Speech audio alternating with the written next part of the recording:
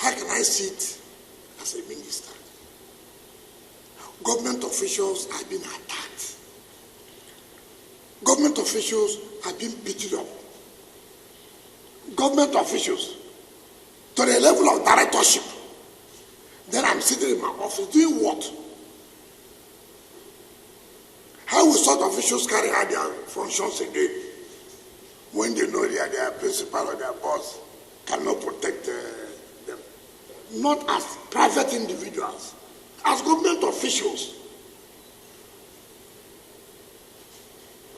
So many people have had problems. Chief Olusegun Passenger, former a general, former head of state, former president, he will call me on phone. Minister, I look good at this problem of land here. Please carry. I will solve the problem. That is former head of state, too. Former elected president. We have the courtesy of calling the minister. Look, I have this problem. I have this problem. See how you can look into it. General Tiwadan Juma would call you. Look, there is this and this and this. These are people who, they're all retired generals. These are people who cause discipline. They didn't bother because they were former Chief of Naval Staff. They were former president. They never sent soldiers. They never sent anybody to go and attack anybody. They just call you.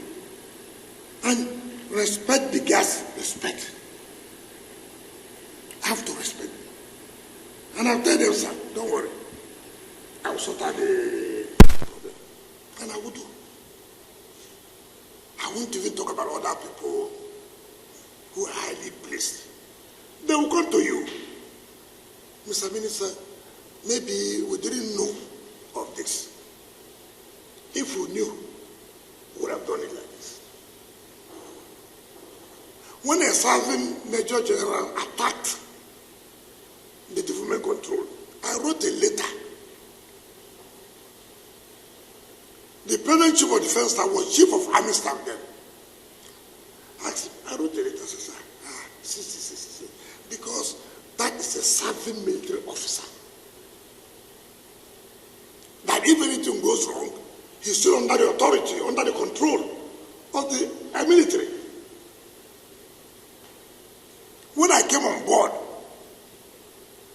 before them, President Jonathan had awarded a contract to develop another city, which was close to the military, but awarded a contract, not me. A Federal Council presided over by the CNC awarded the job. The contractor went there, he was just away. I wrote a letter. We met. The late Chief of Army Staff, Alabangi, was there. The former Chief of Defense Staff was there. These same ministers of defense, they were all there. We all met. I said, look, it is not good, this government and government. I mean, it's not, let's see how we can resolve this matter. I never one day, I respect institutions. And I know what it takes. Even as a governor, nobody, no governor will say that they supported the military than more than me. So I know. But how do you see a private individual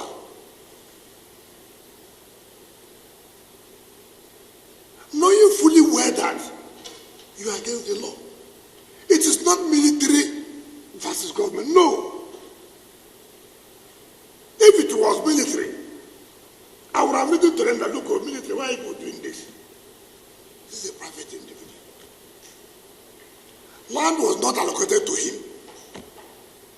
Land was allocated to a company called Santos in 2007 for parks and recreation.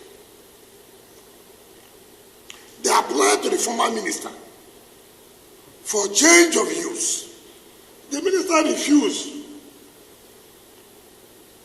The man went, started selling land. Maybe the former Chief of Naval Staff fell into their scam, sold. This government property. It's not your property. If government officials came to say, look, what are you doing here now?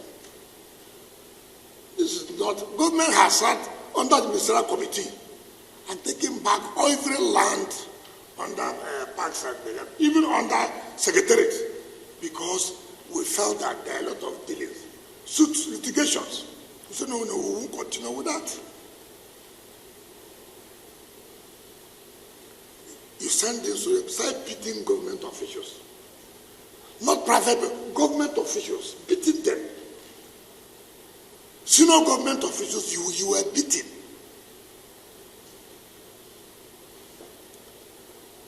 You couldn't even say, okay, let me get to the minister. See how he can help us, No, not to like that.